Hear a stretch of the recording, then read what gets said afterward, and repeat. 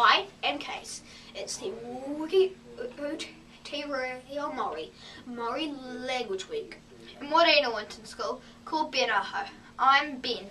Welcome to the N.E.W.S news for our upper, the 6th of Hor-nor-noy.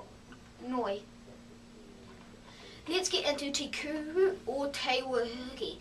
This week's word is Homai, which is te reo for pass or give. As in, Homai he eenu māku. Pass me the drink, please. Thank you. That's Homai, which is te reo for pass or give. Kia ora, Powers News. Check the library window to see who is up. Kia ora. Pai, health and safety. Hi, VIZ VESTS. Everyone wearing them to and from school. Kia ora. All week long we're celebrating te wiki o te Reo Maori. Kia kaha e whare-pukapuka. Let's go, team.